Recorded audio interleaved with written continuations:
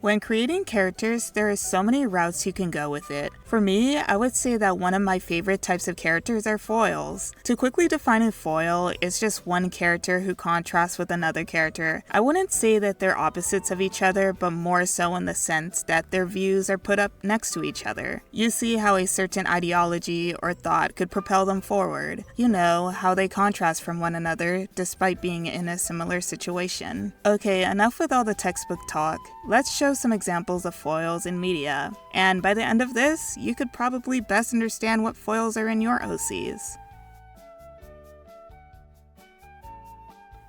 This section will be quick. Sorry, Bojack fans, but I only want to bring up this cartoon as a quick example. This show could be best described as a psychological comedy centered around an anthropomorphic horse in Hollywood. Out of all the cartoons I've seen, this one is really character heavy, and probably a good example of how to create unlikable yet entertaining characters. There are so many foils in this show, such as Bojack and Diane, Bojack and Sarah Lynn, and Bojack and Princess Carolyn, basically everyone in Bojack. But I want to focus on Bojack and Mr. Peanut Butter since I feel like they're the quickest way to show an example of foils. What makes Bojack and Mr. Peanut Butter foils? In the first season at least, they're 90s sitcom stars past relevance trying to navigate the day-to-day of Hollywood. Let's start with Bojack. He's an alcoholic, he's bitter, depressed, self-loathing, etc. He's stuck in the past, often watching reruns of the 90s show he used to be in. And while Bojack seems to wallow in this, Mr. Peanut Butter, on the other hand, is playful, kind, and energetic. And when you look at the first season, you wonder, why is Bojack so depressed when Mr. Peanut Butter had pretty much a similar career trajectory and seems to be thriving? Now, both of these characters become round and develop over the show, so I won't go into all of that because frankly, we'd be here forever and I just want to talk about foils. But with that being said, when you look at foils like these two, you get questions such as,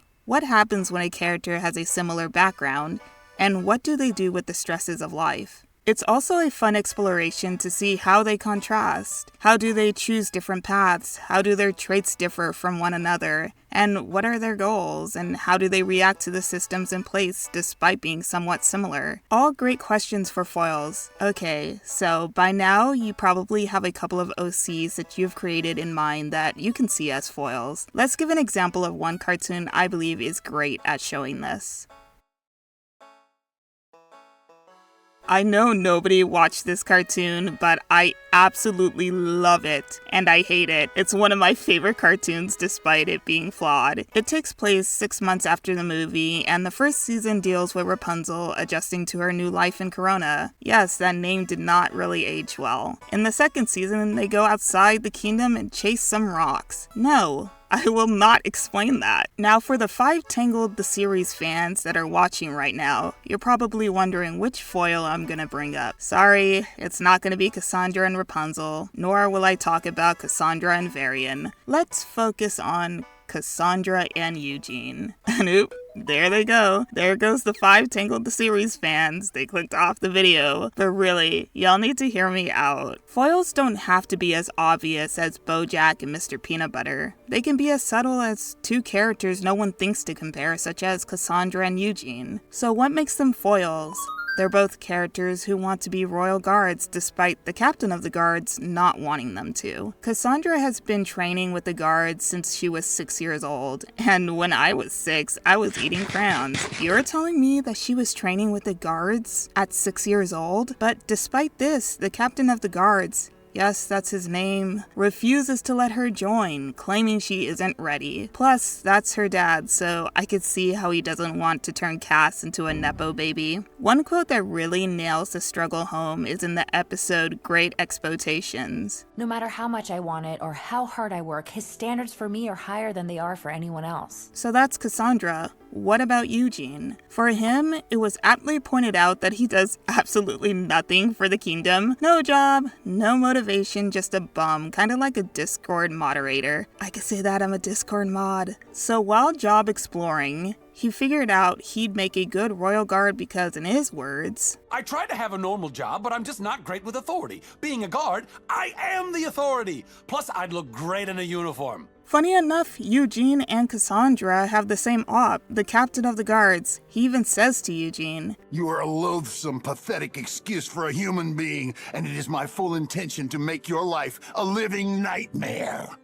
By the way, that statement can get you in trouble with the government. It violates Chapter 10, Section 3C of the OSHA Field Safety and Health Management Standard Manual, which states that your employer can't threaten any oral or written expression or gesture that can be interpreted by a reasonable person as conveying intent to cause physical harm to persons or property. So yeah, Eugene, you should file a report. Know your rights, brother. But anyway, the captain was a man of his words and made it extremely difficult for Eugene to progress forward. His standards for Eugene were arguably higher than anyone else's, especially considering the captain had to chase around Eugene for years at this point. He has a personal vendetta against him. Once Eugene passed the training, he gave him dungeon duty, which is boring. Then one slip up later, he gets fired, like in the same episode nonetheless. So how does Eugene and Cassandra differ? Despite having the same goal, Eugene knows how to break the rules without crossing any boundaries. He uses his weaknesses as a strength. Cassandra waits patiently, follows the rule to a T, and thinks that if she waits long enough, she'll become a guard. Yeah, that didn't happen. In fact, Cassandra waited so long that she became envious, and after some additional drama, took over Corona, and then proceeded to destroy everything that reminded her of her inequity she faced. While all that was happening, the captain of the guards promoted Eugene to captain of the guards, therefore making him captain of the guards. Speaking of captain of the guards, since he's not captain of the guards anymore, what's his name? Like, what do we call this guy now? Hey, Tangled the Series writers, come watch my video! Anyway, in the end, Cassandra leaves Corona to find her own destiny. Many people claim that she literally got away with the destruction of public property. No,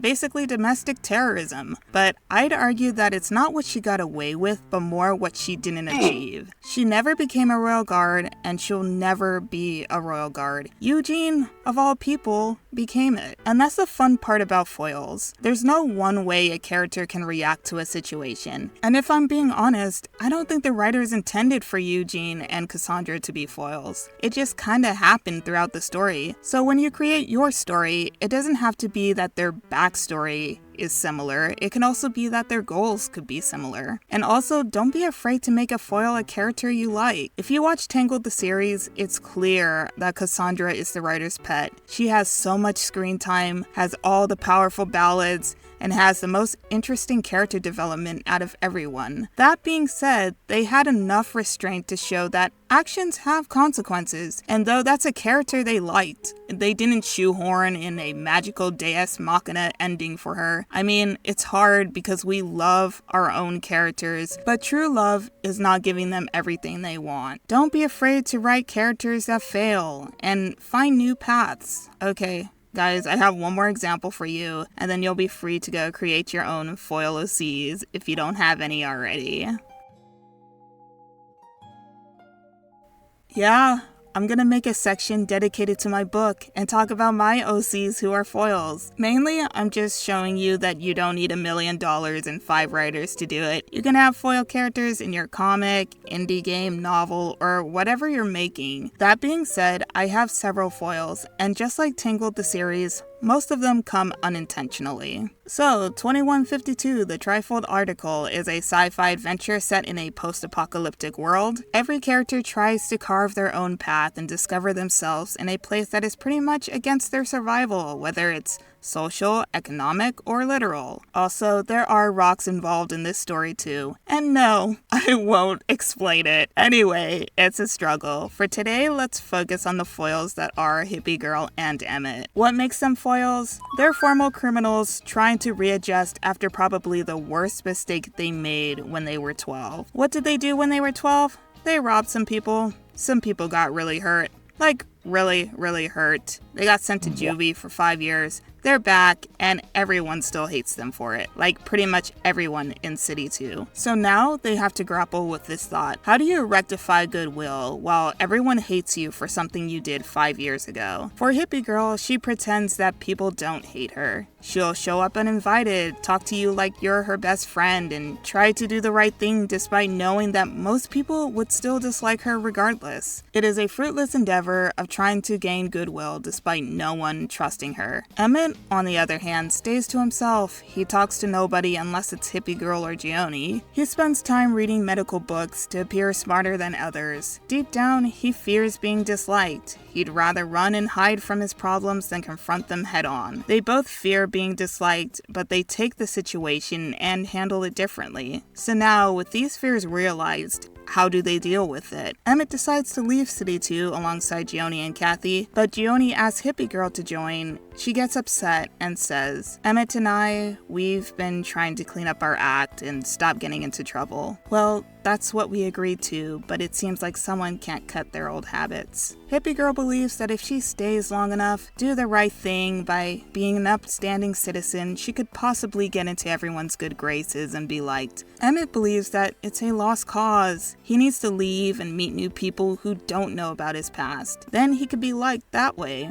Okay, that's all my examples for today. With that being said, you're probably now trying to decipher who's in the wrong and who's in the right.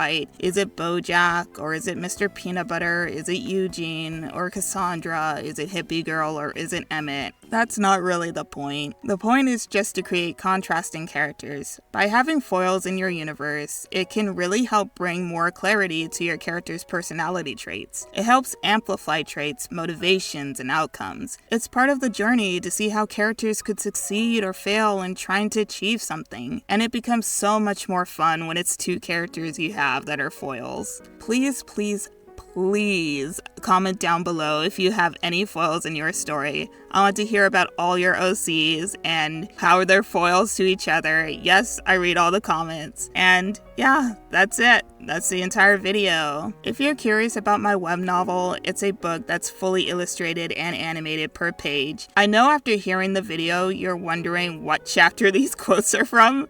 So yeah, I basically wrote 30 chapters. I published up to 7 chapters and I'm still drawing. So if you get to chapter 7 and want more, just email me and I'll send you the rest of the book. But there's no art for chapter 8 onward. Not yet. I'm a fast drawer, so we'll get there eventually. Anyway, my website is linked below. I have a Discord for artists and writers, which is also linked below. Have fun creating today, and I'll see you guys later.